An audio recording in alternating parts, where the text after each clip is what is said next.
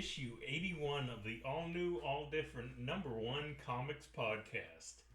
Bob, can you believe 81 episodes, or as you call them, issues, in this first volume of the all-new, all-different #1 comics podcast?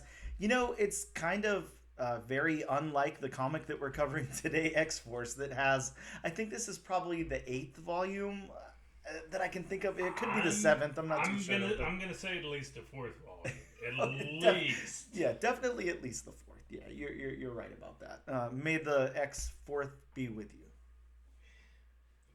I don't know about that. Not a great one. I don't know about that. Fair enough. Well, continue as you were, Bob. But as always, I'm your co-host, Bob. Hello, Bob. And with me each and every other week is my co-host with the most, Dan. Say hey, Dan. You know, that's me. I'm Dan. Hi, Bob. I wanted to think of cool, like, X-Force code names for us, but I couldn't think of any. So, I don't know. Welcome to the pod. I mean, there's Bob, Agent of Hydra. You know, he could have joined X-Force. I mean, Deadpool's on X-Force. Deadpool sure as hell is on X-Force. They can't do an X-Force without Deadpool, apparently. And we'll get into that later. I was going to say, Deadpool is pretty much a staple of X-Force at this moment. But like every other week, we take a new #1 issue and we give it a deep dive review, break down the story beats, the narrative, the art, the characters, whatever else we feel like at the time. Right, and there's a lot to break down in this first issue, Bob. There is. And what first issue are we covering? Well, like I said before, we're going over X-Force today. It's the new volume of X-Force. It is, now let me get up my notes here. It's written by Geoffrey Thorne with art by Marcus T.O. I don't know. Marcus Toe. I'm not too sure how I'm supposed to pronounce his last name here, but yeah, X-Force. Again, I don't know what volume this is, Bob. I'm just gonna go out on a limb and say it's volume 7. We're gonna come to a consensus here on the podcast. That sounds about right to me. Whether we're right or wrong, it's volume 7, issue #1 of X-Force, the new Marvel comic out this week. From the Ashes era of the X-Men, a new beginning here for X-Force, and a new team, and yeah, a whole bunch of new X stuff. So yeah, this week we will be covering X-Force #1. Bob, I just, before we get into the, our first break and everything, and of course we'll go over this whenever we go over the book, but I just want to talk this team really quick because I think it's interesting. I think that it's, I don't know, whenever you think of like big teams that you're going to create with these new X books and stuff, you got a whole new X line and you're creating new X books. And we know how the X-Men, the adjectiveless X-Men team went, what was that, 2-3 weeks ago? Yeah, something like that. We know how that team went. We know how some of these teams are, like the NYX team moving forward and all of that. So now on this X-Force team, we've got Rachel Summers. I'm sure you've heard of her, Bob. We have Betsy Braddock. Possibly you've heard of her. We got Sage. Okay. Maybe you've heard of Sage. We've got Surge.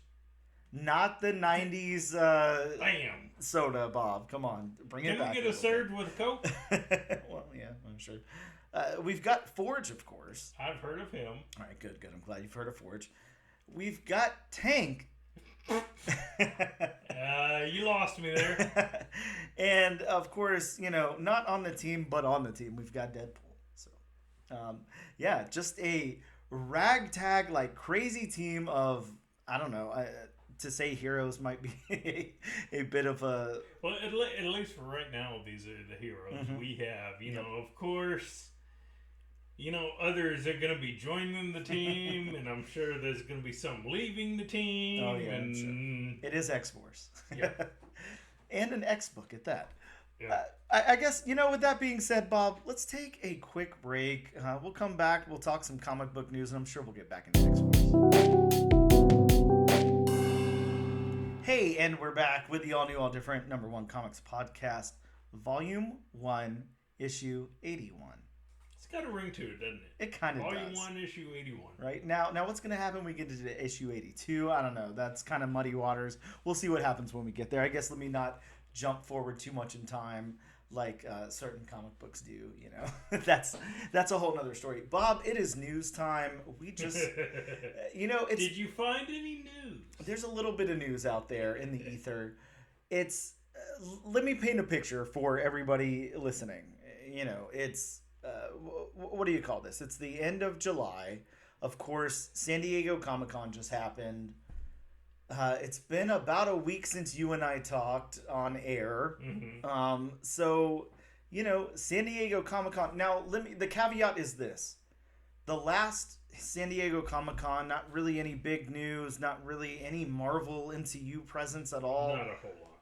So, as we know, as we talked about before, the last episode, really, we knew Kevin Feige and the MCU and stuff, Marvel was coming back to Hall H. So they had some big announcements to make, all of that stuff. Mm-hmm. So a little bit of reinvigoration there in the MCU side of things, as well as, other announcements and stuff that we kind of saw coming and stuff that, we didn't see coming and everything in between. So there's a lot of news out of San Diego Comic-Con.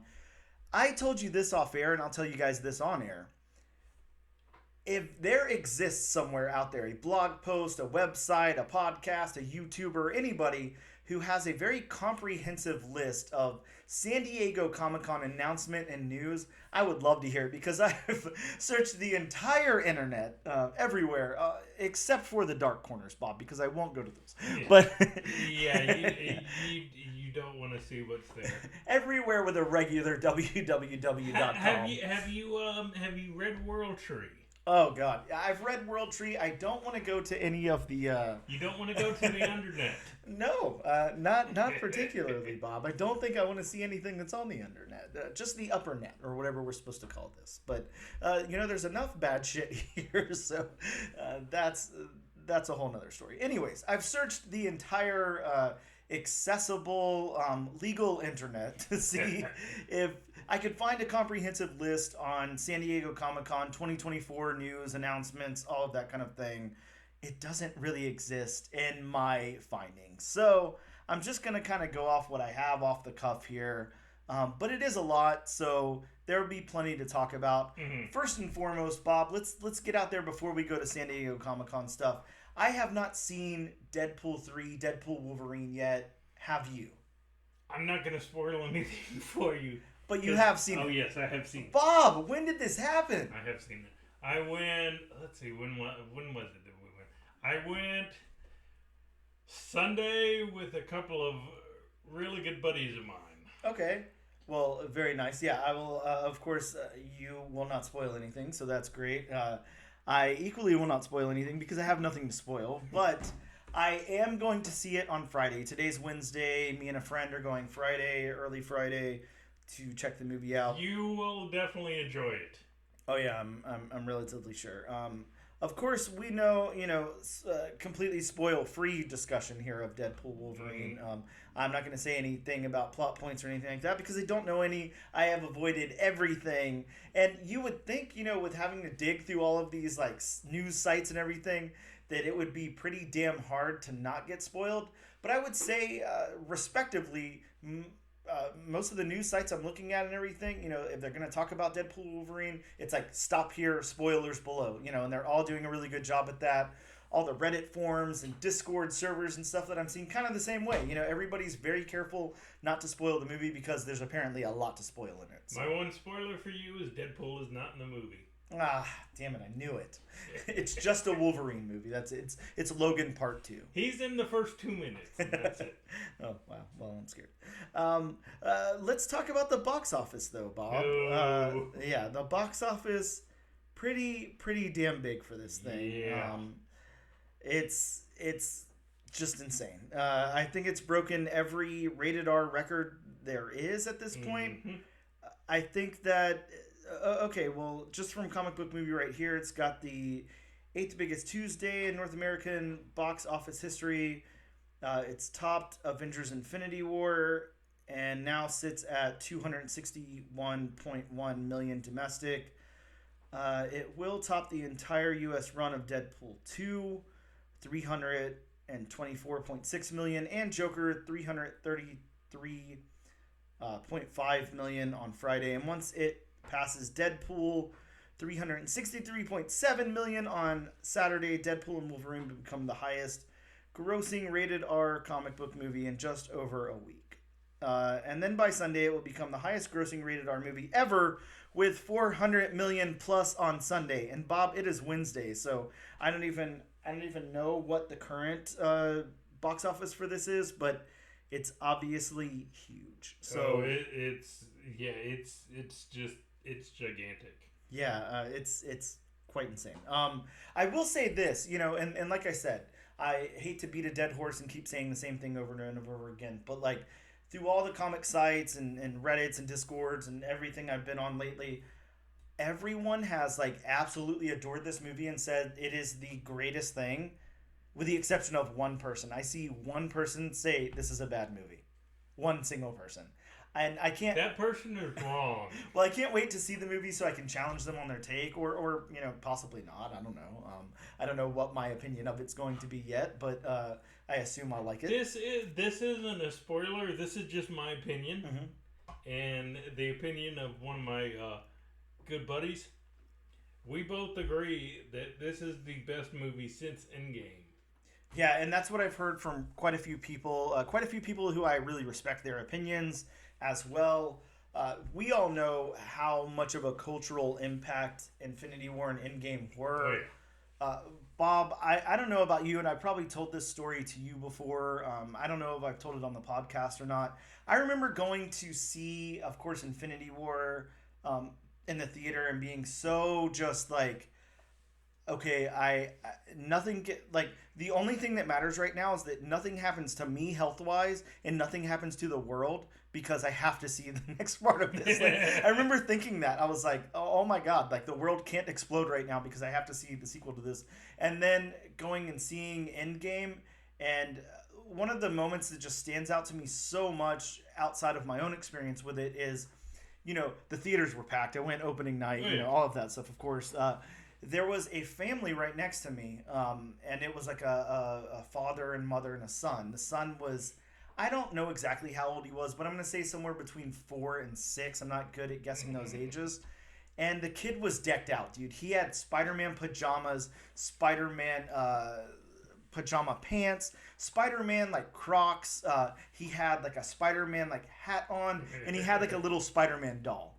And he was just beside himself every time, Spider-Man was anywhere. And then you know what happened. And the kid just bawled. Like he lost it and he couldn't handle himself and he was just screaming in terror. And I was like, dude, it's okay, man. He's going to come back. I promise you he'll come back. Like it'll be okay. I swear, I read comics all the time. They always come back. And he was just, it's like I gave him a little tiny ounce of hope and he was like, really? And I was like, I promise. If not, you come find me and punch me. And, it was just, that was such an impactful movie. So to hear that this is like the next up in line for being the greatest thing that, comic book movies have put out or the MCU or Marvel or whatever has put out is, yeah, I'm very intrigued. I can't wait to go see this on Friday morning. It's going to be awesome. Let's get out of Deadpool Wolverine stuff because, again, I can't say much. I haven't seen it.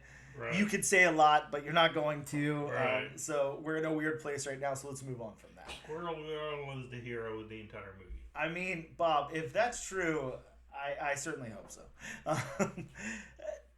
So, of course, some things happened at San Diego Comic-Con. Just a few.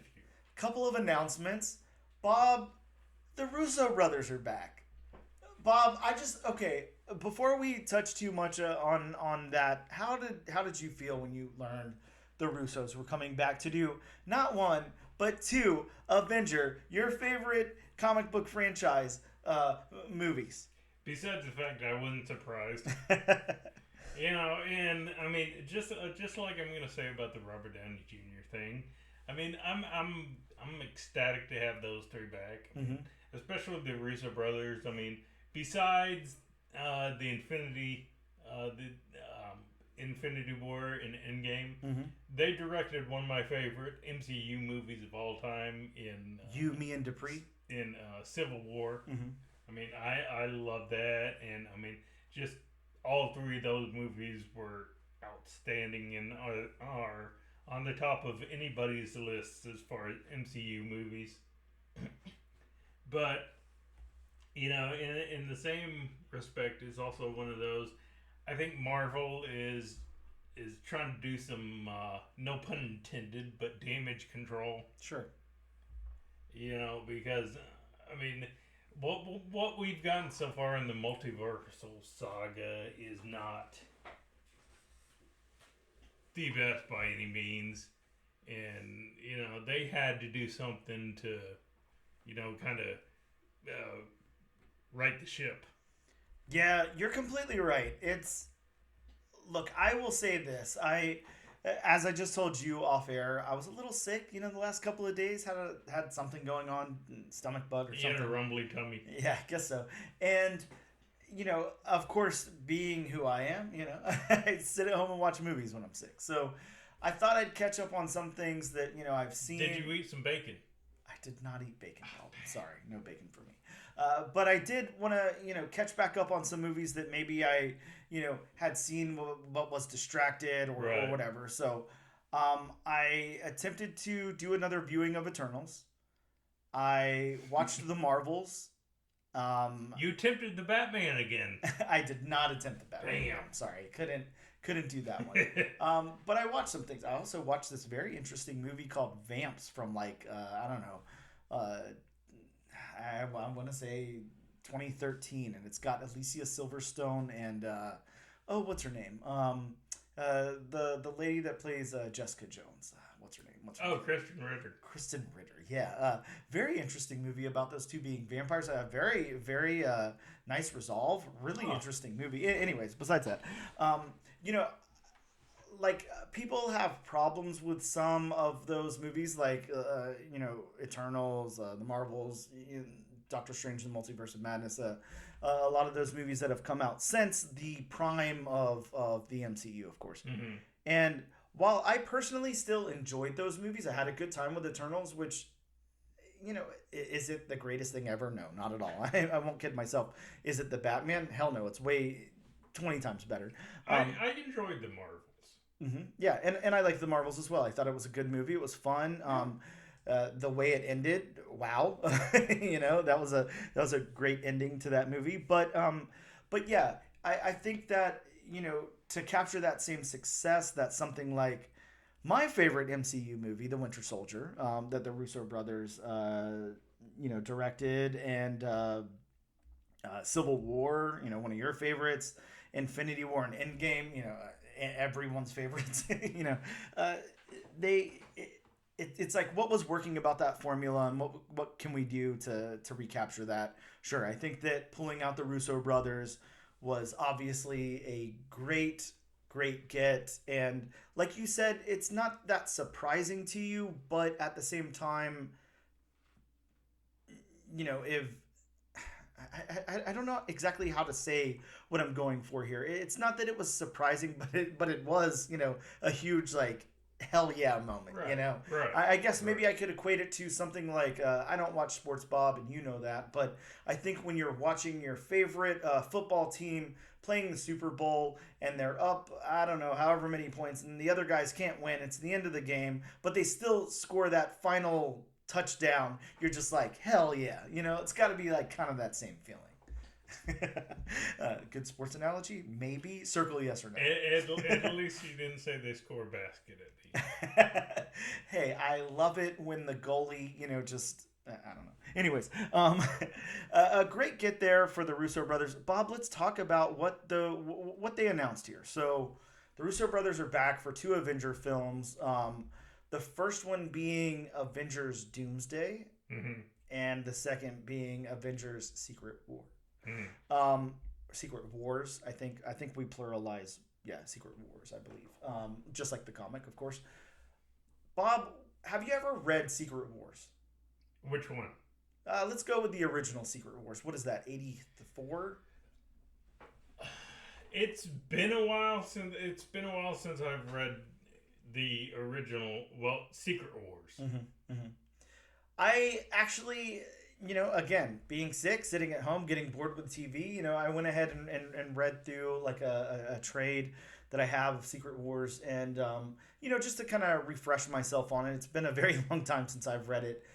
A very interesting story.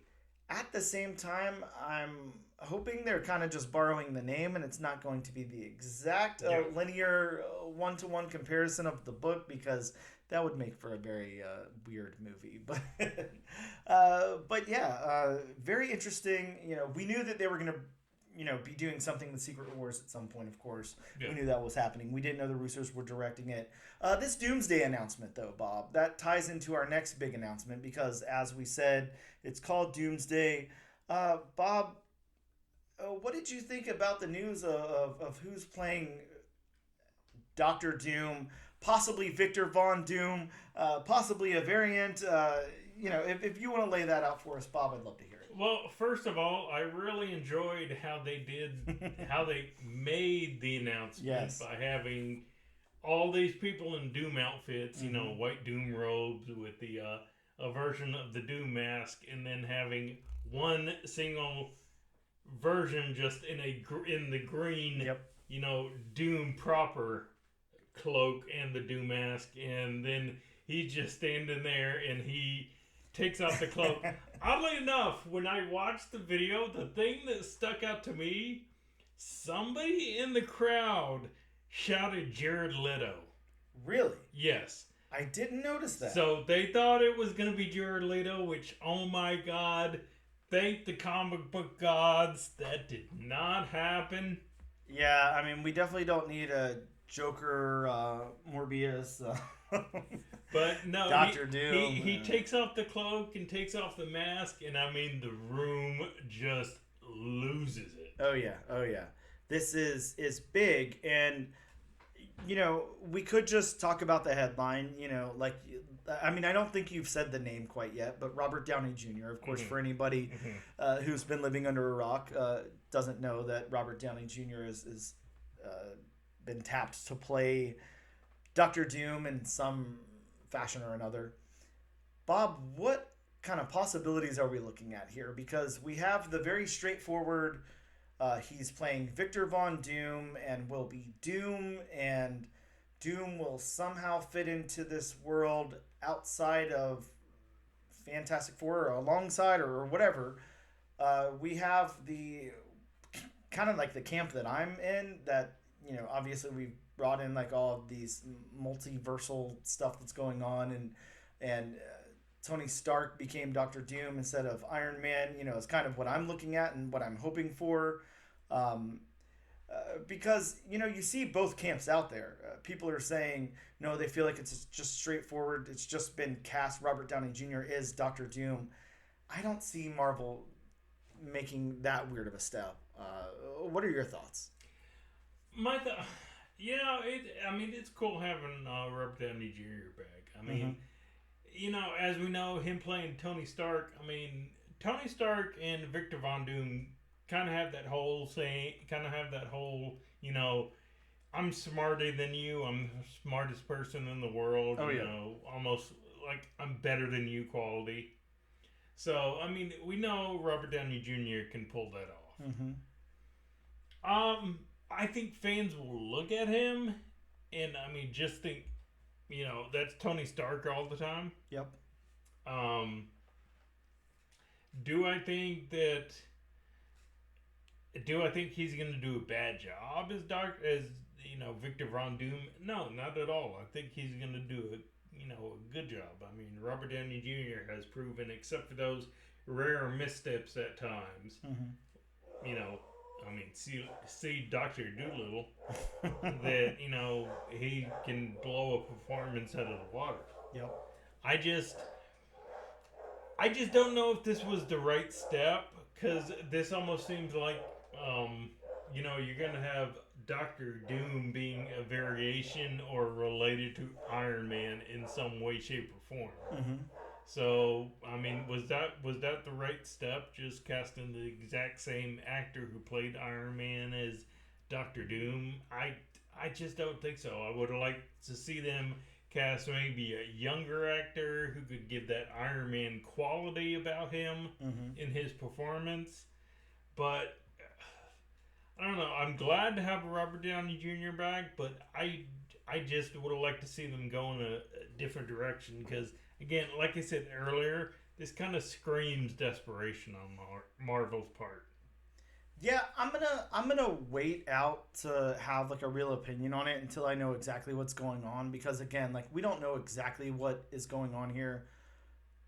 We don't know if there's a good reason for Robert Downey Jr. to be playing Doctor Doom, if it will really intensify or help the story or whatever, or if it's just, like you said, to get his name back in the MCU and have his star power back in it and all of that. It's very interesting. It would be very, very interesting to hear something like this was like planned all along or something. I would love to see something like that and see seeds of that somewhere. Yeah, that would be very interesting to, if it was planned all along, because especially from what I've heard, the whole Jonathan Majors thing just threw a big monkey wrench in all of their plans. From what I've heard, Deadpool and Wolverine might have been an entirely different movie. Yes. If Jonathan Majors didn't do what he did. So, I mean, maybe he wouldn't have come back if, the whole Jonathan Majors thing didn't happen. Maybe, like we said, this was the plan all along, and it's like, I applaud Marvel if it was their plan all along to kill Tony Stark just to have him, come back as a variant.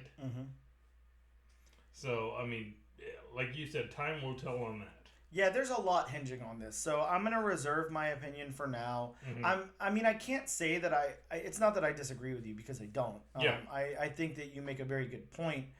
If it's as straightforward as it sounds right this second, it does seem pretty desperate. I just don't know that I think that it's that straightforward. I think there could be, something there that possibly we just don't understand yet. But again, I don't know. I'm just going to reserve that for later. Right now, I'm just going to say it is nice to see Robert Downey Jr. back. I think that he will make a wonderful Doctor Doom. And if it is a variant of some sort, and what the implications of that are, or what that means, I don't know. I think that, it could be very interesting. It also could go completely sour, like, really, really quick. So I don't know. I'm going to just reserve it. So you're in Feige we trust camp. I definitely do trust. I mean, I haven't, I will say this. For as many people who have, soured on the MCU and superhero movies and stuff like that, I've never been one of them. I mean, you can go back to any part of this podcast, every single... I've never said a bad word about a single MCU movie, or a show or anything like that.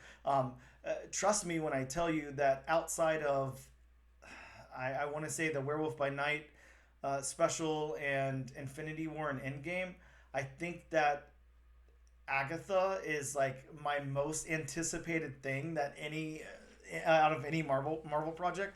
I'm so excited about it. So there's never been a time where I was getting tired of this, or I didn't think that they were executing well, or I had a problem with anything. I'm definitely not in the camp, and of course, we will never get political here and have no need to or anything like that, but just to say, I am not the type of person who's ever been in the camp of oh, well, this is gone woke and that's the problem with it. Of course, I don't feel that way or anything like that. So just for the record, I hate that term. Yeah, well, it's absolutely the worst thing ever. But we'll stay away from politics as much as possible, especially in this year. But I'm trusting the process right now. I think that it's going to turn out good. I'll even say this. I think out of the two projects, I have a little bit more faith in Doomsday than I really do Secret Wars. I love Secret Wars. I think it's a really cool storyline. I think that it's a lot of fun. But look at what it was and look at when it came out. In the early 80s, we were trying to sell toys. And we did that by mashing up a whole bunch of popular heroes and villains and put them to battle on these weird like. Well, I mean, for all we know, it could be based off of the Secret War second. You mean like the 2015 Secret Wars? And it could, instead of Doctor Doom, it could be Emperor Doom. Yeah, very true, very true. I don't know. I just, I'm gonna trust everything here. Again, there hasn't been any missteps that I have been a part of. So, with that being said, let's go into Bob. I'm gonna try my best not to make the news segment like 4 hours long. So we'll try to get through these, but as well as I do, and I think that just this past weekend, you and I happened to stumble across some Hall H recording of a Fantastic Four First Steps trailer. Holy shit, Bob! I think this is probably the biggest news for me, because I'm not gonna lie. Here's where I stand with Fantastic Four. I started reading comics at a very young age. I was more of a DC guy. I was reading Batman. I was reading Wonder Woman. I was really into Robin, Chuck Dixon stuff. That was my access point into comic books. I absolutely loved that stuff. And then I tried to break out a little bit. I got a little bit older, and by a little bit older, I mean I turned 7 or 8, and and I thought to myself, all right, I'm reading Batman and Batman adjacent stuff. Like, let me branch off into something different. I had a very sophisticated mindset for a 7 or 8 year old, but I thought let's see what's going on the Marvel side of things. So, I stopped being such an elitist, and I started gravitating towards Marvel comics. And one of the first comics that I read over at Marvel was a Fantastic Four comic, and I think it was a very late 80s to early 90s issue. And Bob, I mean, it was impossible to read. It was terrible. The art sucked. The dialogue was talk about go back and again, I don't know when the last time you read like the first volume of Secret Wars was, but I mean, the dialogue balloons, it's like there might as well not even be any art. There's so much dialogue. Fantastic Four completely outdoes that, and it's like, at least the first few issues that I read, and it was just like, okay, leave nothing to the imagination, leave nothing for the artist here. This is all just dialogue. This is all just exposition on the page, and it's like, I was like, I'm done here. Let me go back to my Robin books. They're so much easier. Robin's fighting bad dudes. Batman's beating up bad guys. Like, I got to go back to my DC stuff. And I did for a very long time. And by very long time, I mean, like, till I was like, 12 or something. But, Fantastic Four for me has never been like an important book. Right. With the exception of, I think it got a little bit more accessible with the Ultimate Fantastic Four, which I don't know what year that was, Bob, but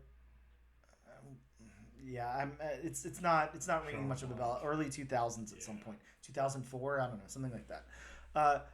But Ultimate Fantastic Four was a good entry point to Fantastic Four. It made it a lot more digestible, a lot easier to read. Mm-hmm.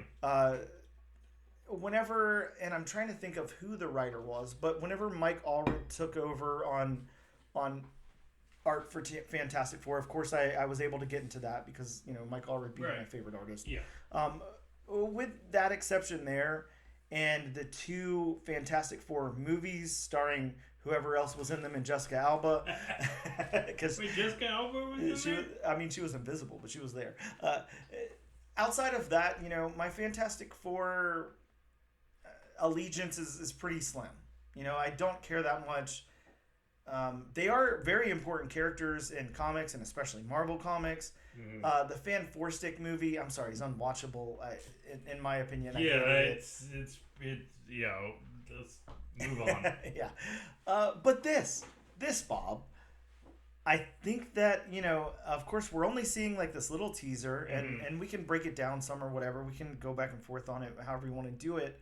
But I think this was like a little like glimmer of hope. It's like a little bright, shining moment, and it's like they're getting the tone right, at least in this teaser. I want to see like that campy, like 50s, 60s futuristic thing, like with the Fantastic Four. that's what they need. Not this, whatever the Jessica Alba movies were, not whatever the Fan Four Stick was, because that tone is. I'm not sure what the justification. That was a DC tone. Yeah, it definitely was DC television tone or something. But yeah, either way, that was a very, very odd tone for that franchise, for that world. And here we have this nice, futuristic world of the 50s, 60s, whatever it is. We've got, what looks to be like Americans first going into space and stuff like that. And then we've got Marvel's first family. And we've got Pedro Pascal, who, I'm not going to lie, I was like, man, I don't know how he's going to pull off. We talked about this, whenever the casting announcement happened. Yeah. We weren't sure how he'd pull off that tone. But I have to say, I like it. And then, we've got some of the other actors. I don't have their names in front of me. But we have some very interesting things happen in this teaser here. Again, it's got that tone to it. It's got that vibrant, I don't know, what do you call it? Retro look to it. It's got these great colors. It's got a lot going on there. And the tone was just really, really good. And then we get to the title card, and then we get to the very, very end of that trailer. And Bob, I would love it if you would take over and describe what happens there. So, I got to preface this with a spoiler. Yes, of course. Spoilers from here. Yes. In 3, 2, 1. Spoiler! But yes, basically after the title card, of course, the screen lingers for a minute. It fades to black. And then it comes up on this windowed interior, which I'm guessing is probably associated with the Baxter Building, or wherever the Fantastic Four operated out of before the Baxter Building, either one. And you see this giant metal face. Yes. And when I'm talking giant, I'm talking about just all you see through the window, which, I mean, it's a good sized window. I mean, it's got to be what, like the width of 2 regular windows put together, would you say? Yeah. Oh yeah, definitely. At least.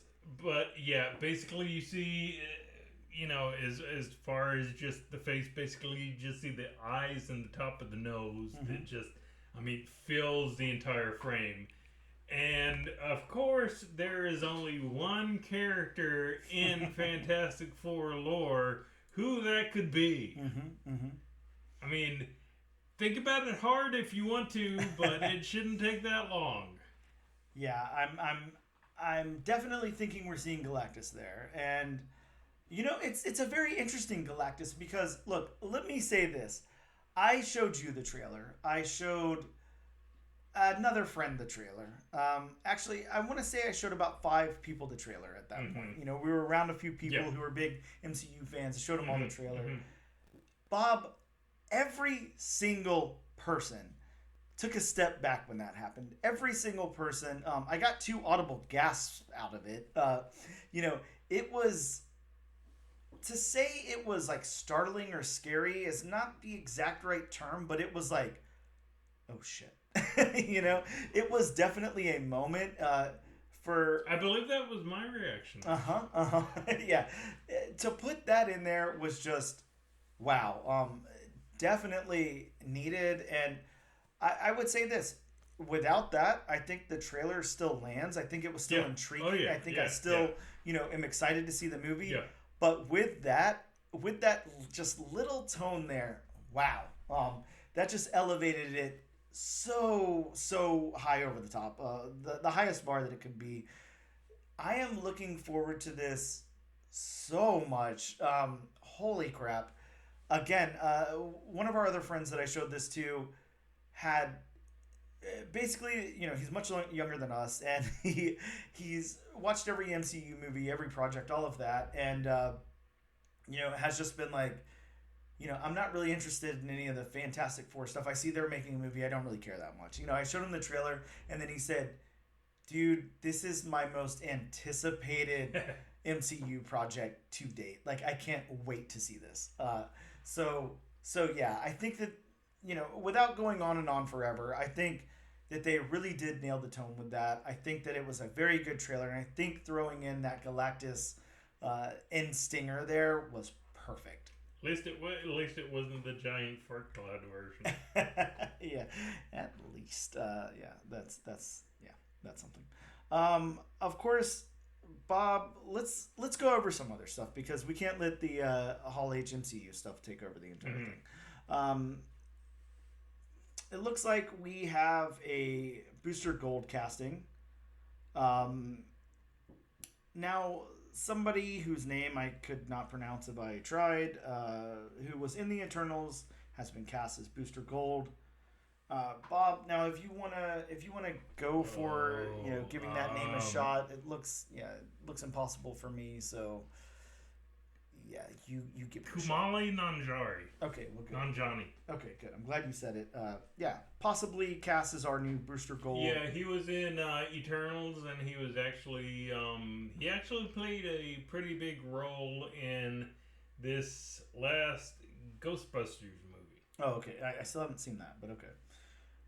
Bob, so you remember before we saw that teaser of the Hellboy Crooked Man trailer. Mm-hmm. Did you watch the San Diego Comic-Con trailer? I did not, but I've heard it's much better than that first trailer. Bob, holy crap. I mean, this looks terrifying. Like, it looks really, really good. And here's what I'm going to say. I'm not going to stay on this too long because you haven't seen it yet. I think this about Hellboy. I like Hellboy enough. It's not like I'm not the hugest fan, but it's fine. Every Hellboy comic I've read, I had a good time reading. It's good. Hellboy works in these nice little chunks, like where they just want to tell a story and then get out. Mm-hmm. I like it best like that, where they're just telling a whole story in like a little mini series and then you get out. That's almost how I'm envisioning the movies now at this point. Like, just let a different actor play Hellboy every time. We don't need a consistent Hellboy. Let somebody in the Hellboy world play Hellboy, go in and do a story, be done, move on to the next movie whenever the next movie comes out. Right. I don't need all this continuity in Hellboy because I think that it's, like, I don't know, I feel like it takes away from it. I kind of like this.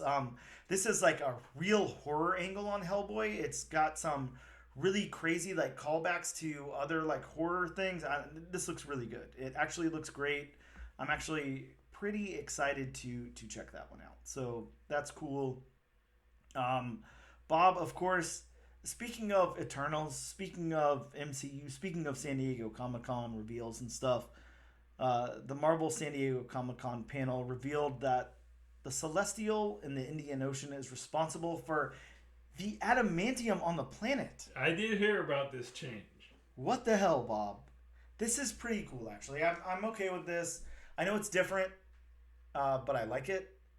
I like how, the 616 and the MCU universes don't always line up perfectly. I like these little side steps, so they can kind of bring in everything.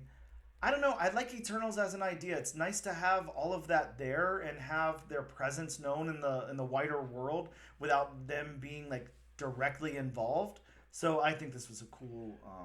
Well, yeah, my whole thing is, I'm glad that they're finally using that movie for something. Mm-hmm, mm-hmm. Because no idea from that movie has stuck so far. I mean, Kit Harington's Black Knight, it doesn't look like they're doing anything with him.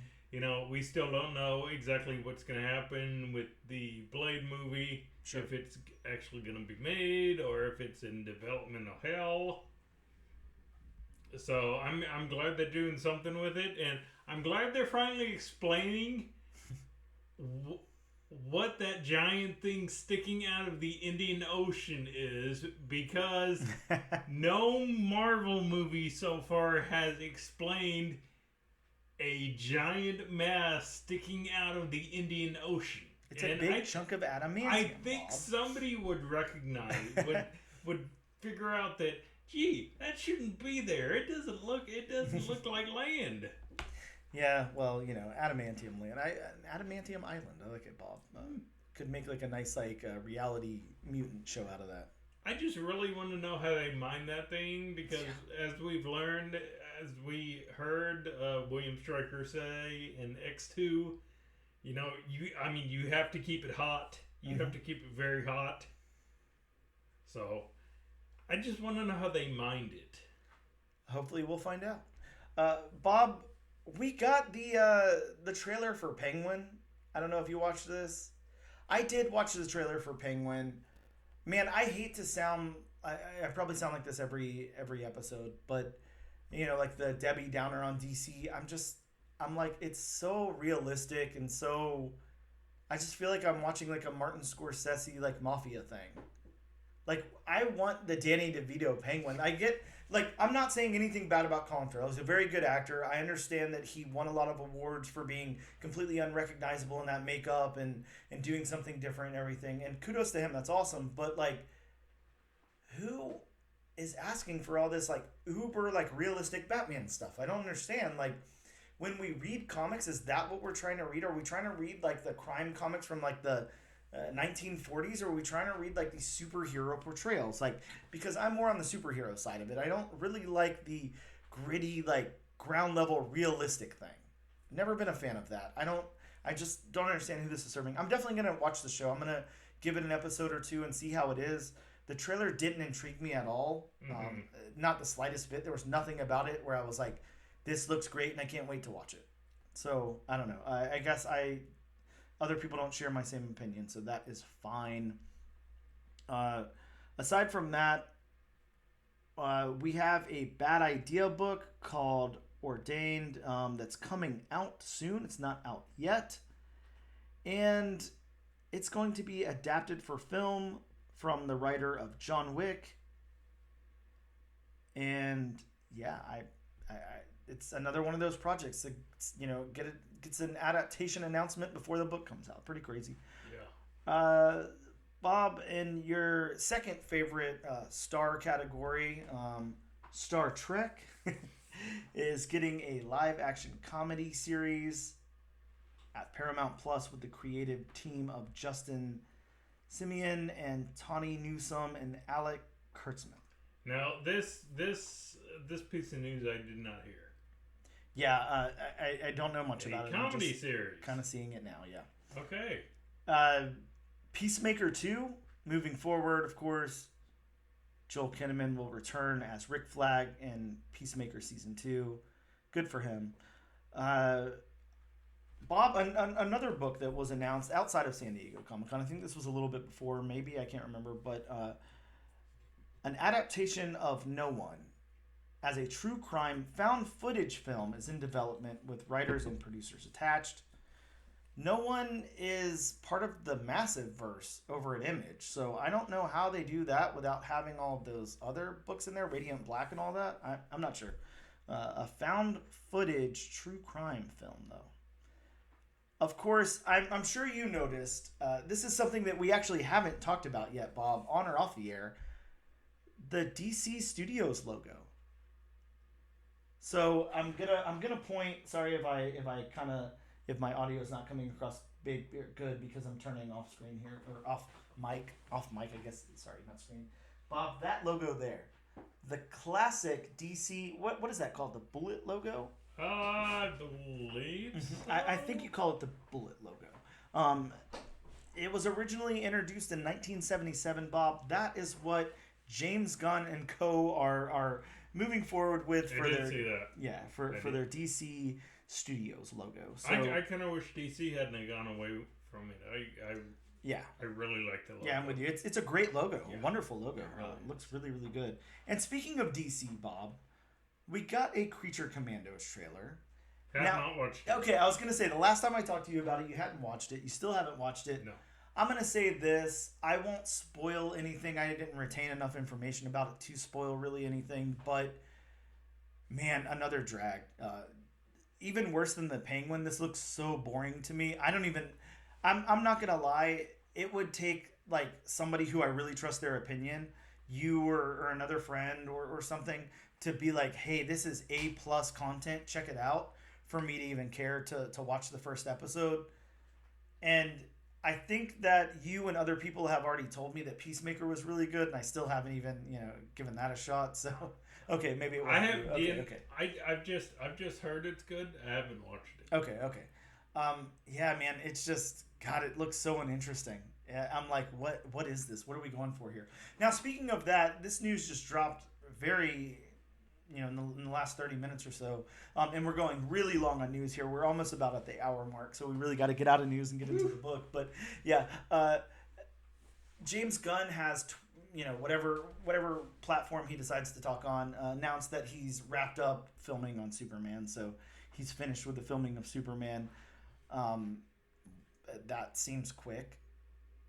Yeah, honestly, that did seem pretty quick. Right. As far as how long we know it takes to make a movie. Yes. Which makes me think, how long was it in the development we knew before you even announced it? Yeah, I would hope for a while, because if not, I guess the possibility is that, it's all just super CG heavy and not a lot of character stuff in there, which I would believe based on the Suicide Squad movie. It felt like it was just so much CG, and I didn't get any time with the characters. I know a lot of people disagree with me on that. A lot of people really liked it, but for the things that we praise James Gunn for, like Oh God, Bob! My brain just shut off. You talking about Guardians? Yeah. Don't ask me why my brain just completely turned off there. But yes, Guardians. We completely praise James Gunn for Guardians, and I do too. I think that he did a really good job with Guardians. I like all three of the Guardians movies. I didn't see that translate over to the Suicide Squad at all. I know some people said they did. Some people are really trusting him here and everything. I just didn't see that translation. I didn't connect to any of the characters. I felt like it was just a CG fest, and it was pretty boring to me. So hopefully... especially when you have a character that's a giant shark, of course you're going to have a lot of CG. Well, yeah, and sure, we're getting the same thing with Groot and Rocket, but and then Starro. I just felt like they had a lot more personality than the characters I saw in the Suicide Squad. So right. That's just my opinion. Everyone doesn't have to share that. That is fine. Bob, let's get out of news, because holy crap, we've talked about it for a long time. We're going to take a quick break. We'll be back to talk about some new comics that dropped this week.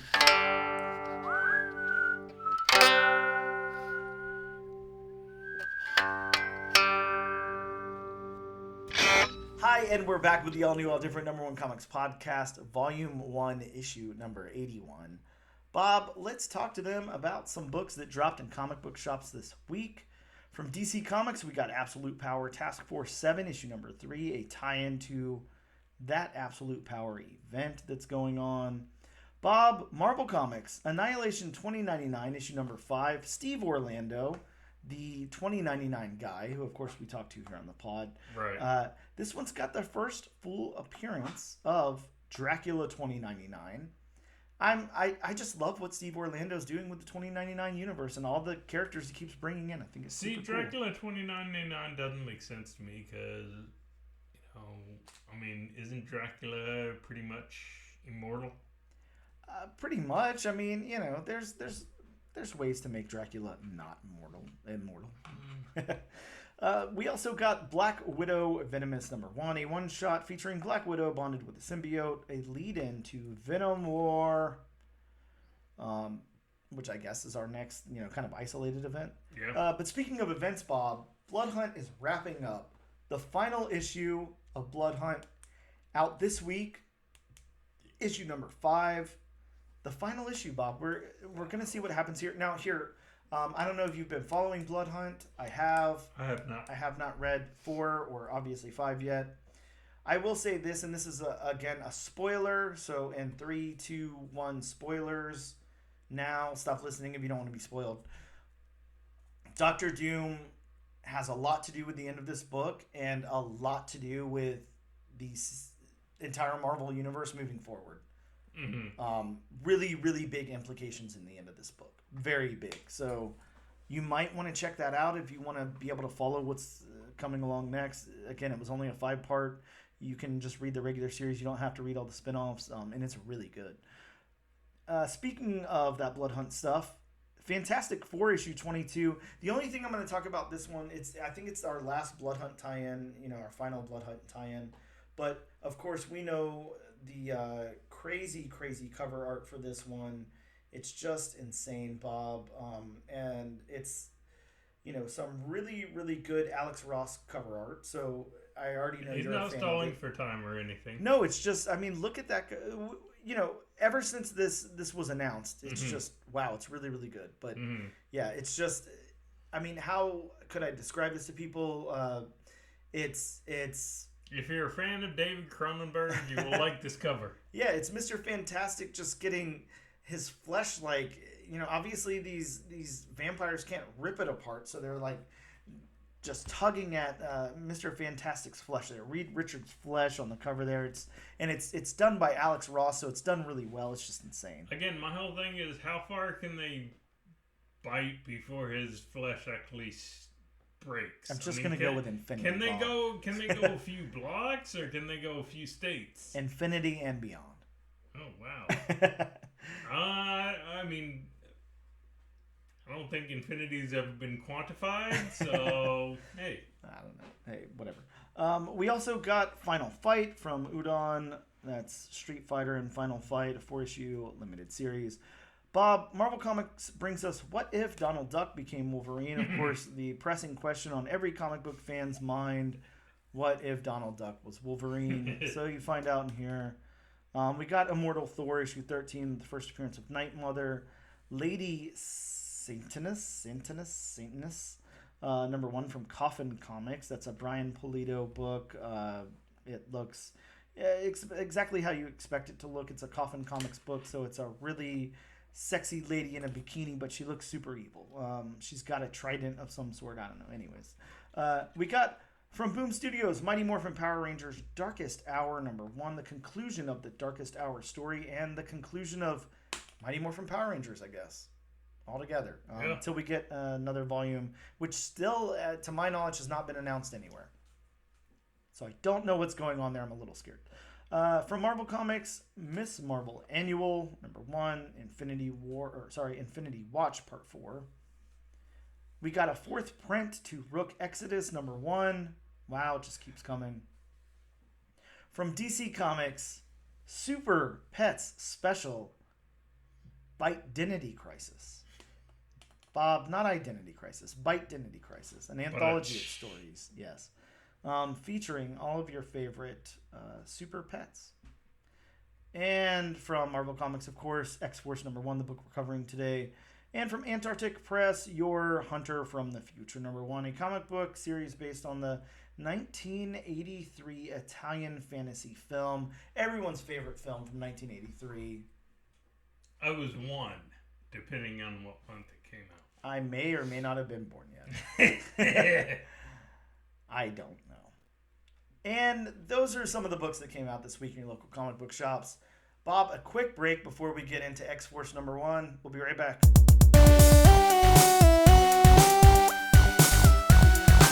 Hello and welcome back to the all-new, all-different number 1 comics podcast of Volume 1, Issue 81. Bob, I was this close to saying episode. I stopped for you. I didn't want to disappoint you, Bob. I couldn't do it, so I didn't. Wow, let's talk about the book we're here to talk about today, X-Force number 1. I'm gonna try to kind of plow through the beginning of this pretty quickly because we've already spent an hour talking at this point. But X-Force number 1, the solicit from Marvel, a new path forged. The world is fractured. Forge uses his powers of invention to devise the only fix. An all-new, all-different X-Force. Forge leads a custom-made, hand-picked team of mutants. Rachel Summers, Betsy Braddock, Sage Surge, and introducing Tank. In an off-the-books mission so dire, so integral to the fate of the Marvel Universe, there's no time to stop for permission. As Forge detects increasing threats across the planet, he will recruit a specialist for each target. First up, that regenerating degenerate Deadpool. Be here for an X-Force like you've never seen them before. Stick around to see who joins, who lives, who dies, and uncover a mystery of Forge's discovery. So that is the Marvel Solicit there. Let's talk about the creative team really quick. Jeffrey Thorne is the writer on this book. Jeffrey Thorne, a big DC guy. He's done some stuff with Marvel, of course. He's most known for Green Lantern over at DC. He did Mosaic over at Marvel, Blood Syndicate Season 1 at DC, Solo at Marvel, Truth and Justice at DC. He's written on some Dark Horse Presents, on Black Panther, Soul of a Machine, on The Amazing Spider-Man, on Infinite Frontier, Marvel Voices, King in Black, John Stewart, The Emerald Knight. The guy's done some stuff, as I've said. Just a few. Marcus Tu or Toe, I'm sorry, I don't know how to pronounce your name correctly. He's a comic book artist known for his work on Red Robin, Huntress, and Excalibur. He's also done Joyride for Boom Studios, Star Trek for IDW, New Warriors, Soulfire, The Flash, Batwing, Dawn of X, Batman, Nightwing, X-Men Blue, Shang-Chi, and the Ten Rings, Huntress, Hacktivist, Batman Urban Legends, X-Factor, Go-Go Power Rangers. I don't know. Again, he's done some stuff too. Bob, I'm going to get into my retelling of the book really quick here. And, there's always a disclaimer when it comes to this. I'm not going to take up your disclaimer theme song here, but, this is kind of long. It's kind of convoluted.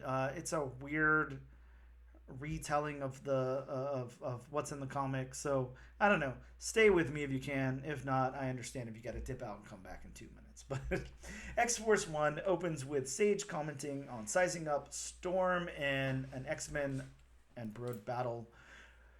Then she notices Forge, who she can't get a read on. He's got his robot working on simulations and doesn't want to be bothered. He's trying to figure out Beast's attempt to remove his mutation. We get some more indirect back and forth between Forge and Sage. Then at Lake Geneva in Switzerland, Forge meets Sage as a mentally broken patient. Then 10 days later, Sage and Forge get together on a mission in Japan. They can't get a read on the population that is supposed to be in the city.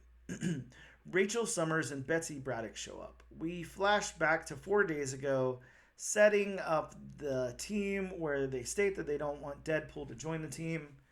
Back to present day, they arrive at an empty city and a bunch of biomass goo that they can't identify. The team discovers Surge and some humans hiding out. Surge explains that if you touch the biomass, it completely overtakes you, and Forge summons Tank and Deadpool. In a flashback, we find out that Deadpool was only hired for the mission and not as a member, as Forge lets the biomass eat Wade. Tank tosses Deadpool into the creature's mouth, and Forge explains that Wade's cancer is a poison pill to the monster. It will starve to death because of Deadpool's regeneration. The team leaves to head to Torment Forest in Wakanda at the end of the book. So, again, a really kind of weird retelling. This book is like, it reads fine, but it's a little hard to, at least for me, to, kind of explain what happened in the book. I think it'd be easier through conversation. But, Bob, let's get into this book. This is probably a weird one for you. How'd you feel about the story beats? I honestly didn't like them. Mm-hmm. I could definitely see that. The first time I read this book, I didn't either. I was like, it's doing the flashing back and stuff too much. Well, and then just the exposition just didn't make sense to me. I mean, it was kind of confusing. Combine that with the flashbacks, and it's kind of like, okay, I really can't follow what's going on. It was really hard to follow because, again, we're opening with Forge kind of experimenting with, Hank's experiment there and trying to figure out some different things with that. And then it's like we're going to the point where he's meeting Sage as a patient. And then I'm just not sure what happened. Like, there's a big disconnect from that part to that part. I was like, is this her after that or before that? I can't, they're not quite time stamping it well enough for me to tell what's going on. It did get a little better for me on the second read, but yeah, I'm with you. The beats were kind of all over the place and weird. I think if I take them out of the overall comic and just look at the beats in their relevant storylines, I think they make more sense. But at the same time, you shouldn't have to do that in a comic. So, yeah, I think I get what they're going for. I don't think the beats quite landed for me either. How about the dialogue? I mean, the dialogue was fine. I mean, it definitely matched the characters. Yeah. I mean, as far as I know, I mean, it has been, a minute since I've really followed the X-Men, big time followed the X-Men. So, I mean, I didn't know, Rachel Summers was that, fun-loving, giddy. I mean, I didn't know she was like that. And I mean, I haven't really followed Betsy Braddock since she got, separated from Quanon in her Psylocke persona. Yep. I mean, Forge definitely, sounded like Forge. Yeah, I think nailing the voices here. I think I definitely think that Jeffrey did a good job with that. I will say, the one thing that I'm gonna say that I think you already know what I'm gonna say is there was way too much dialogue here, way too much.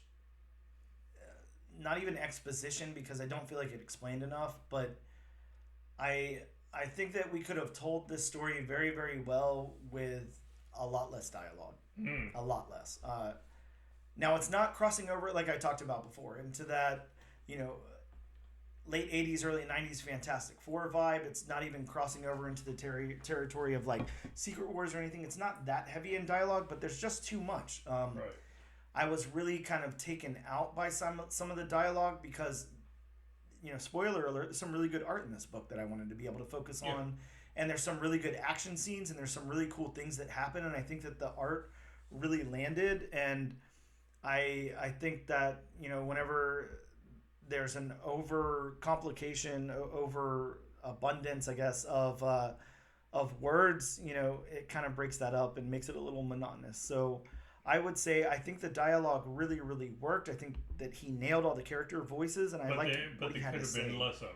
Yeah, but there was way too much. Yeah, I kind of agree also, and I mean, we'll definitely get to this in a minute, but I definitely agree with you on.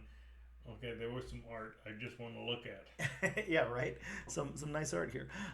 So the narrative, Bob. The narrative of this book, I'm gonna kind of go along the same lines that I did with the beats. I think that narratively this does work. It's not that I have a huge problem with it, but it's jumping back and forth too narratively, much. I think it's disjointed. Yeah, because of the jumping back and forth. Yes, completely agree. I needed to be able to understand a little bit more about what was going on. And if you just strip it down to its basic elements and take out the stuff that didn't at least seem important in this story, in this first issue, I think, they built this X-Force team and they're going around to fix different things that are wrong in the world. And like they said in the solicit, Forge is kind of like making a specialty team out of this he's bringing in members specifically for the task at hand, like he did Deadpool in this first issue. I'm really interested to see who he handpicks, for the next issue and all of that. It's pretty simple and straightforward. Why did we need all the back and forth with Sage? That was very confusing. It's like we're seeing Forge's point of view and hearing it from Sage's point of view, and then Sage has become, I don't know, had this big breakdown or whatever. At what point did that take place? I'm not too sure. Was it before the mission, after the mission? I was gonna say. I mean, maybe it was before in one of the previous comics during the Krakoan age that we don't. I mean, considering we aren't the biggest X-Men readers, I mean, it could have been there, but I don't know. For jumping off points, I don't think that you should have to do, those deep dives to know what's going on. Well, you definitely shouldn't, because, again, this is a number 1, and this is out of the ashes of the Krakoan Age. So it's not it's our jumping on point. So we shouldn't have to do any research to have a jumping on point, in my opinion. I think X-Men 1 did a good job of bringing us up to speed without having to do any of that.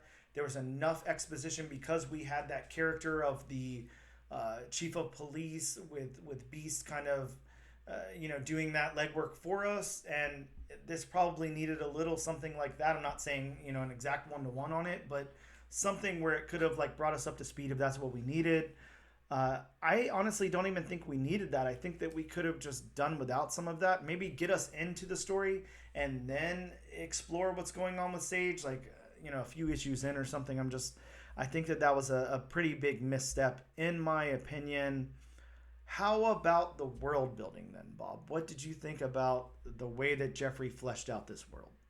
I mean, I do like the world we're in. Mm-hmm. We of course are in Forge's base or home or whatever you want to call it. I'm not 100% sure what it is. And then we go to Tokyo to close one of the fissures or fractures, mm-hmm. as they call it. We get Sage in the insane asylum in, I don't know what country exactly that was supposed to be. Yeah, likewise. I'm not too sure. They did say, but hell if I can remember what exactly that was supposed to be. Mm-hmm. But the world building was fine for me. Yeah, I agree. I think the world building was really cool. Like it was almost not quite globetrotting, but I don't know, it kind of was. We start mm-hmm. out in Forge's base there, wherever that is, and then we make it over to Lake Genevieve or whatever in Switzerland. And that's where that takes place. Okay. So where Sage is being housed there is in Switzerland off Lake Genevieve. And then, of course, as you said, we go over to Japan. And most of the rest of the story kind of takes place in Japan, other than the Braddock estate, which is in Essex, England, mm-hmm. Where the team is kind of assembling in that flashback. And then, of course, we are back in Japan there. Almost makes me want to sing that Tom Waits song "Big in Japan," but I'll not do that right now. And then, of course, we headed over to Madripoor for a little bit, where Forge is recruiting Deadpool for or hiring Deadpool rather, and then of course back to Japan there. Mm-hmm. Yeah, this was. I think the world building was cool. They took us kind of all over the place and really fleshed out this world really well. I really liked that. I thought that was a really cool element of the comic book. Let's get over to art then, because I think that we're going to have a lot more positive things to say on the art. Yeah, I was going to say the art is definitely where this book shines. Yeah, the art is the hero here. Marcus To, or To, sorry if I say your last name incorrectly. I'm not sure how you pronounce it, but yeah, man, the character art on this, yeah. I will start by saying it's really good. It's definitely got that Marvel house style to it, but it's done really, really well. Everybody looks awesome. The depiction of characters that we know really well, like the main team here and Deadpool and everybody, and then of course Tank. Who is Tank? Bob, who is Tank? Because Tank is it's like he's Juggernaut, he's Iron Man, he's like I don't know what Tank is, but I kind of like Tank. He's got a cool design to him. I like his helmet. It's kind of just giving me that old school like Iron Man vibe to it. But yeah, I think the character art's really, really good. I love the monster. That's one thing that I really like whenever the monster kind of gets big and he's got that big open mouth and those yellow eyes. The monster kind of reminds me of Tell me it's the monster on the cover of Fantastic Four. Whatever that you guy read is. my mind.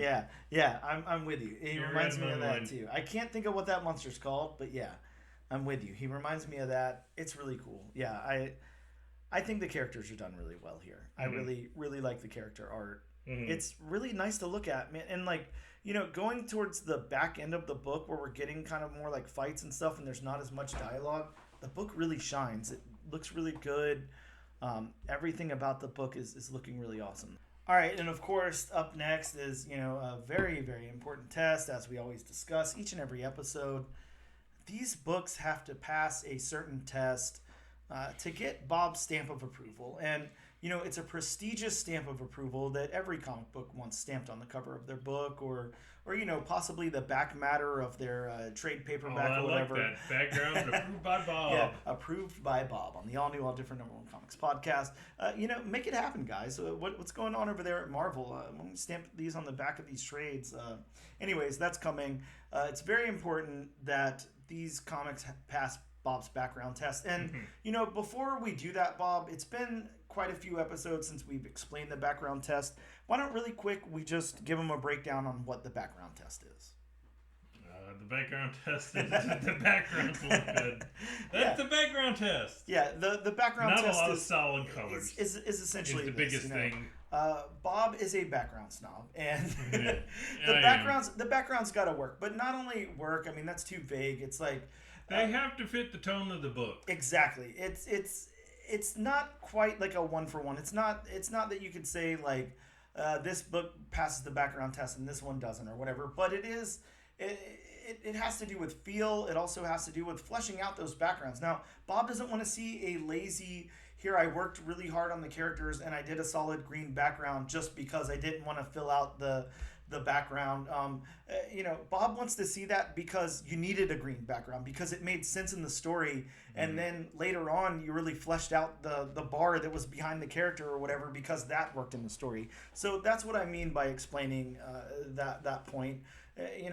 They have to pass your background test. So the question at hand is, does X-Force 1, volume number 87, pass your background test? Oh, this definitely passes my background test and then some. I mean, there is really not a solid color panel in sight. Yeah, I don't see one either. And I'm loving some of these backgrounds. Like, again, we're talking about some of the panels with the big monster there. And we have these great night sky in the background and everything. Oh, yeah, and then you've got... I guess, the city that we're in Japan there, and we're just seeing all of the goo and the abandoned emergency vehicles everywhere. And, man, the buildings, the ground, the street lights, just everything. Some great backgrounds. I love the fire and stuff that we're getting in the fight towards the end of the book. Basically, whenever Deadpool is first introduced and he's kind of fighting his way out of the goop and everything, man, that's some solid backgrounds. There's so much here. Whenever Deadpool is getting courted out in Madripoor and everything, just some packed backgrounds, some really good backgrounds. This is, if you're an artist listening to the podcast and you're saying to yourself right now, I've got an up and coming book. I don't want to be crucified, for not doing the right thing with my backgrounds here. How do I pass Bob's background test? How do I get that seal of approval on my trade paperback? I'll take a look at it and give you my opinion. Exactly. But, this could be a master lesson in how to do a good background and pass Bob's background test. Look to this book for that, because it definitely passes. And just to point out, this isn't necessarily a background. I love the Predator vision. Oh yeah, they're really, really cool. That is such a cool effect. Yeah, and I'm trying to think which character's vision that would be. But anyways, that's a side tangent we don't have to go into right now. But the locations, Bob, we talked about this in the world building. These locations go everywhere. We're all over the place. I don't feel any need to say them again. I said them already. The locations work. Yeah, I mean, the locations look really good. Yeah, it's going everywhere. The last thing we're going to talk about in this book before we chalk it up to some kind of review is the colors. We have color artist Eric. I'm going to try this, Bob. I'm going to fail triumphantly, but at least I failed triumphantly, right? I was gonna say at least you tried to fail, right? Eric Archingia. I don't know, no clue. Could be 125% off. I'm sure I am. Bob, now you give it a shot. Yes, Eric Archinchia. Wow, Bob. Okay, well, I win. Thank you.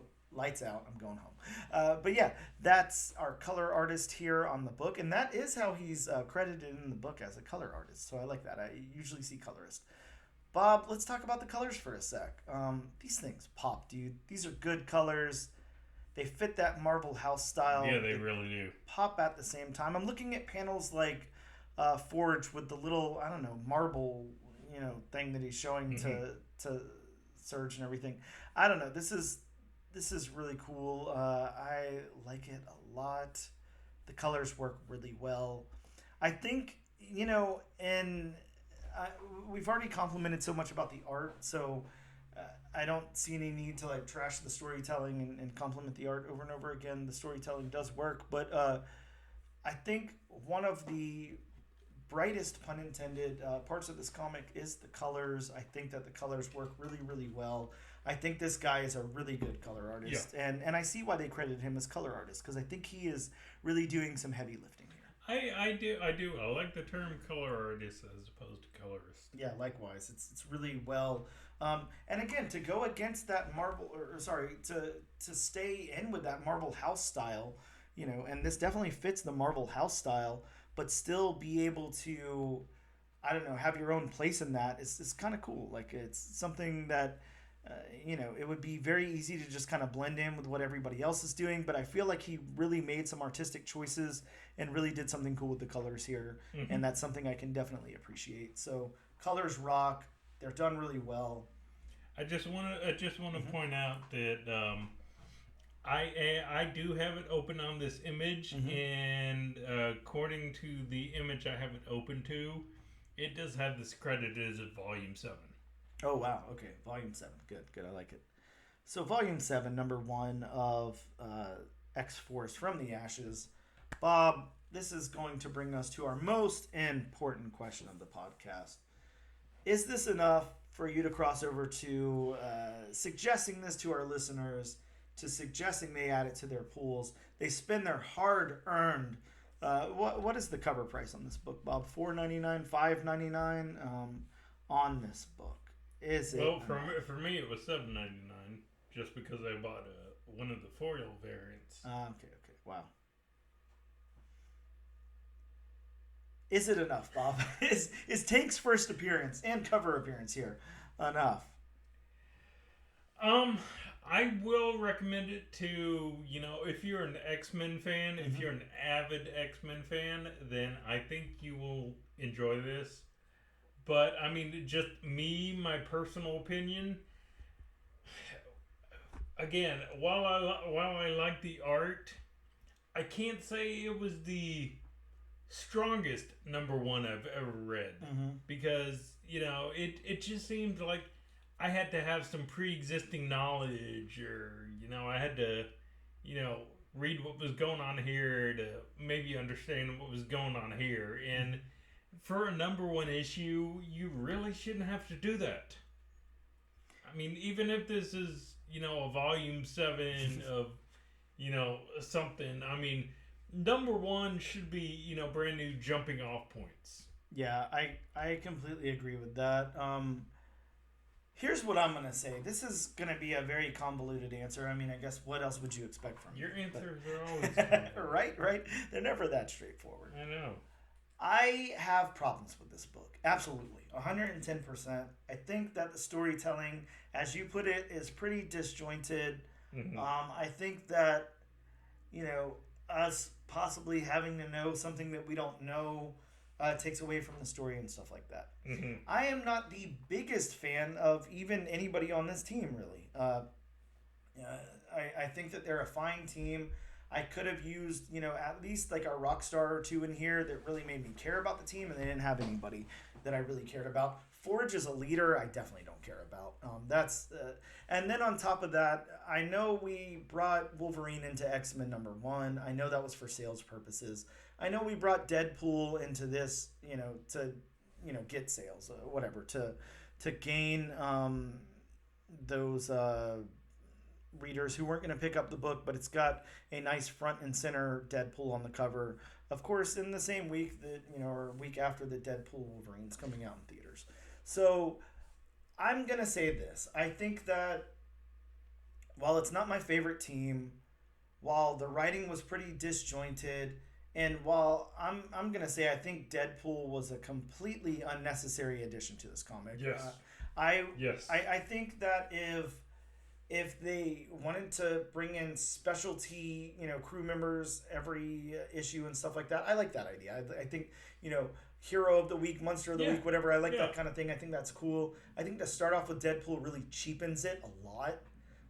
And I understand that Marvel editorial, was probably like, hey, Deadpool has to be in this first issue. So I'm not blaming the writer for that, but I think that it just cheapens it a lot for me. I would have much rather seen somebody else be in this first issue, and then somebody kind of off the wall or something, and then maybe bring in Deadpool later. But whatever. With all those problems that I do have with the book, I really like where this is going. I think this is a strong story, even though it is very disjointed. I am very intrigued to see what happens next in the Torment Forest in Wakanda. That's very, very intriguing to me. And I like the way, I'm trying to remember how it was worded here, because, in the regular 616, it's the Torment Forest. I think here they worded it as the Forest of Torment or something like that. Yes, the Forest of Torment. I like that. I think that's very interesting. And then, Bob, of course, before I get into my final thoughts on the book here, and like I said, I do recommend this. I think this is fun. Just know that you're going to have to do some work going in. If you're okay with that, then check it out. If not, I completely understand. This one does have the bonus scene, the QR code at the end where you can scan and get the bonus scene. I have it pulled up here on my phone, and it basically, I don't know, it doesn't really add much to the story, but it's kind of cool. We get a little bit more time with the team here, and I don't know. I enjoyed it. I think that it's cool. I think it's got problems. Check it out. I don't know. That's a very, speaking of a disjointed book, that's a very disjointed either recommend or not recommend, but I say check it out. With that being said, we're going to take a quick break before we come back and get into some of the books that are coming out next week.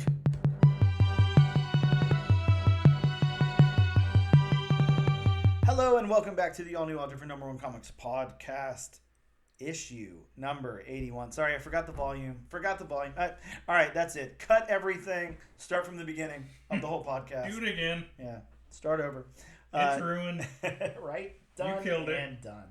Bob, let's talk about some comics that are dropping in local comic book shops next week. Next week being August 7th. That's right. Wednesday, August 7th. But of course, before we can do that, we have a very, very special segment that we have to bring to you. It's disclaimer time. Welcome to disclaimer time. Gather around the radio for disclaimer time. Listen to disclaimer time with Bob.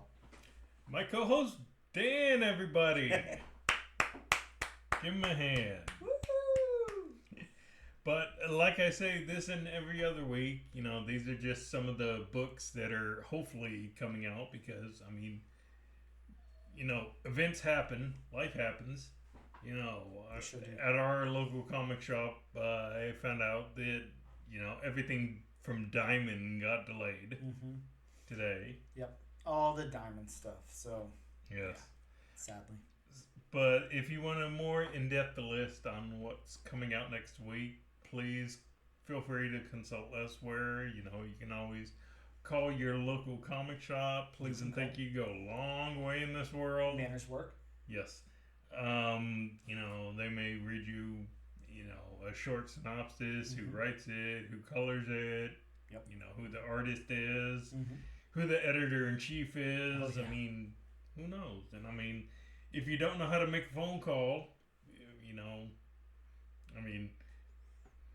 everybody knows what a cell phone is.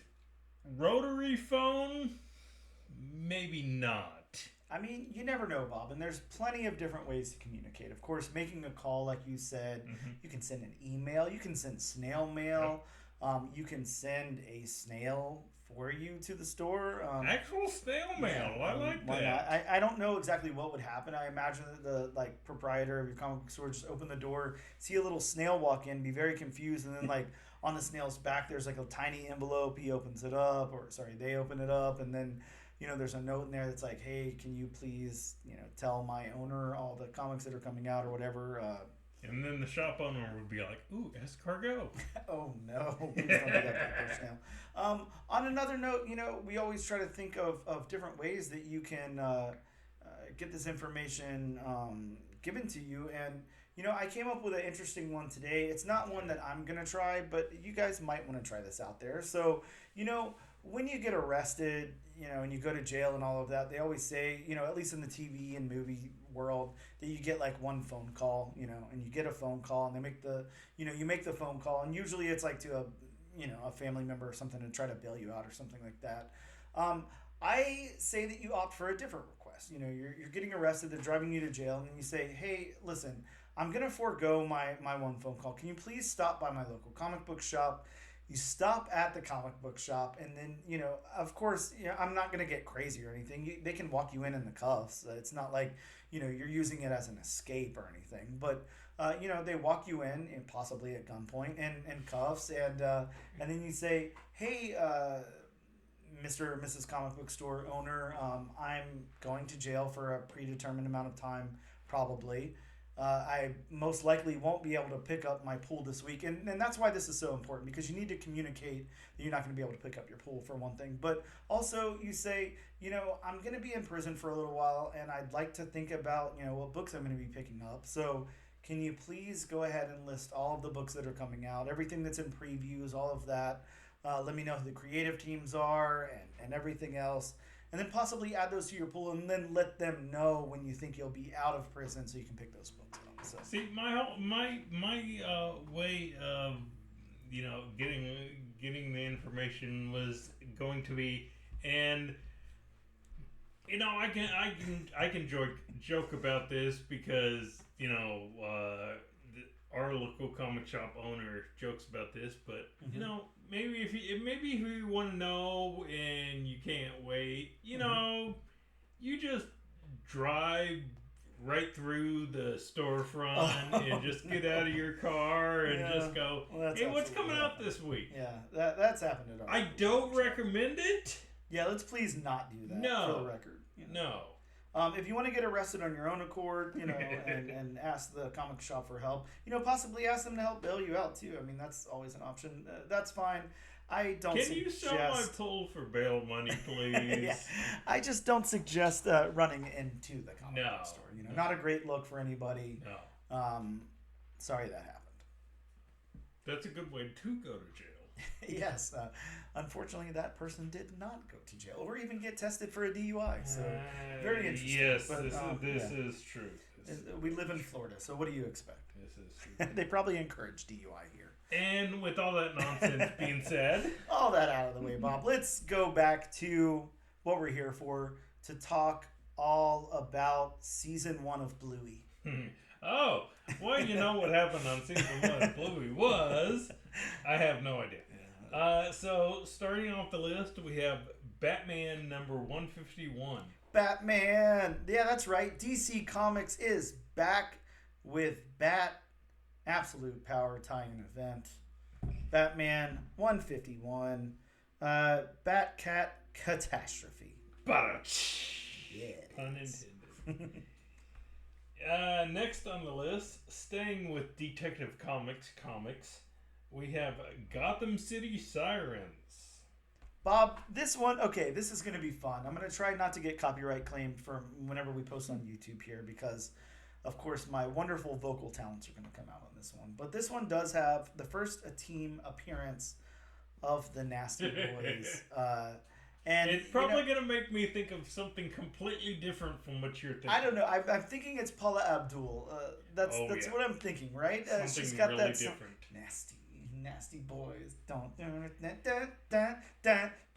Oh, you nasty boys. See what I'm thinking of, and I know all my wrestling listeners out there will know this, but there was actually a wrestling tag team who went by the name of the Nasty Boys. Oh, okay. Wow, yeah. So that made me think of that. Staying with Detective Comics. Yes. Boy, they're really dominating this list so far. We have Absolute Power number 2. Ooh, number 2, Bob. Part 2 of the Absolute Power crossover. Yes, one of the crossovers that just won't die. We've had a few of those on the podcast. Going to Marvel, we have Venom War number 1, and we have a really nice variant. Yeah, Bob. This one has a great variant cover that depicts a horse bonded with symbiote inspired by the film Venom: The Last Dance. Yeah, that's a crazy. Which, yeah, if you watch that trailer at the end, you see a horse bonded with the Venom symbiote. Oh, yeah, and it's nuts. Bob, really quick, let me just interject and make a correction. I said Paula Abdul. I'm so sorry. Please, everyone, forgive me. It's Janet Jackson. That is a Janet Jackson song. I knew I was wrong, and that's why I had to look it up, and I was like, damn it, I said the wrong name. So my apologies to Janet Jackson and to Paula Abdul. You're both wonderful. And to all our listeners yes. who have headphones. Oh, yes. Everyone that had to listen to me sing that is spiritual. Staying with Marvel, we have Avengers number 17. Wait a second, Bob. Hold on. Stop everything. Yes. Don't breathe. Don't blink.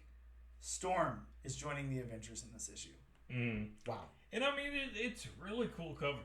It's an awesome cover. It's kind of reminiscent of the Infinity Gauntlet number 1 cover. Mm-hmm. I love it. Where you have just electricity coming out of her eyes, and everybody's mugshot and the electricity in her eyes. It's really cool. I dig it. That is a very nice cover. Yes.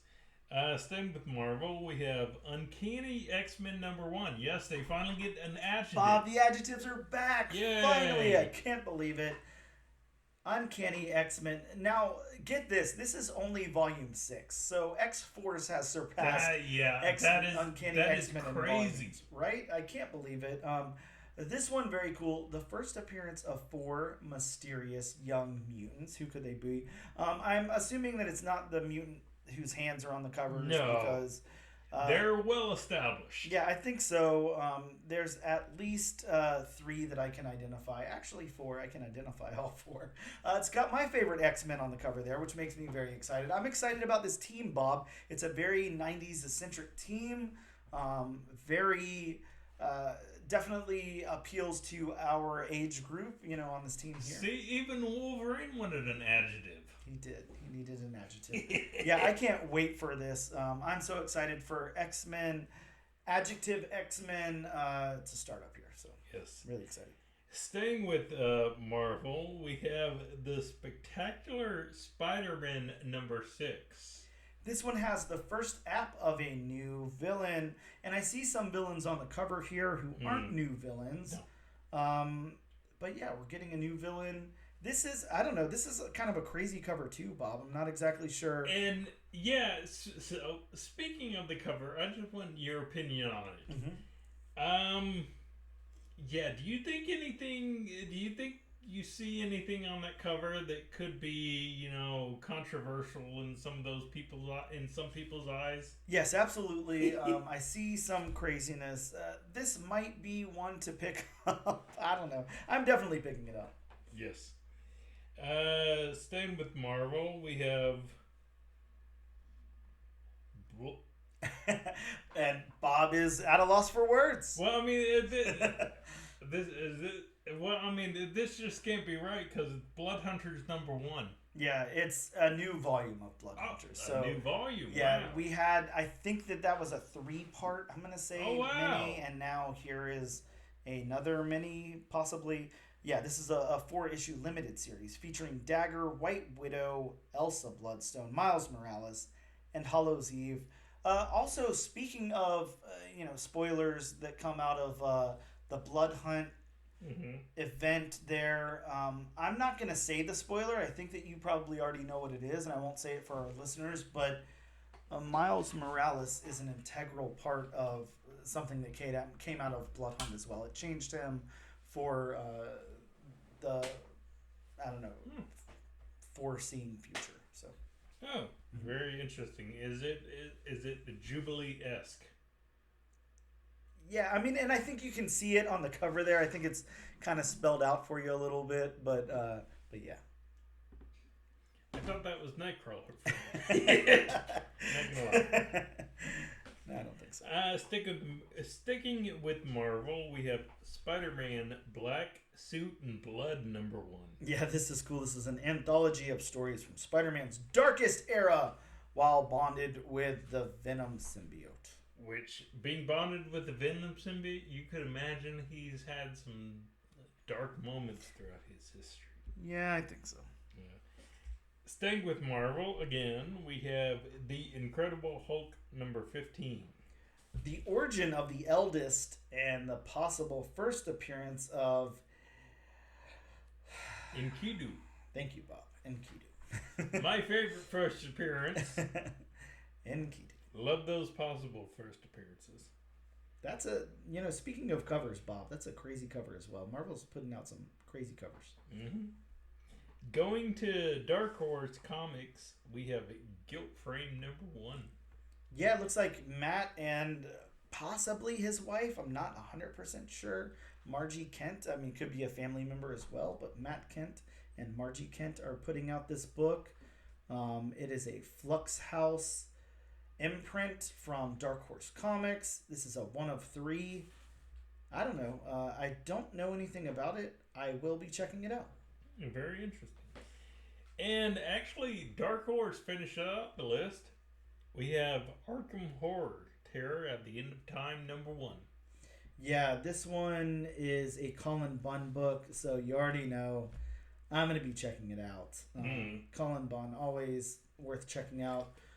And I'm not going to get into like a whole bunch of other books here or anything. I will just say that Venom War kicks off next week with a 5-issue limited series that pits Eddie Brock versus Dylan Brock for the control of the Venom symbiote.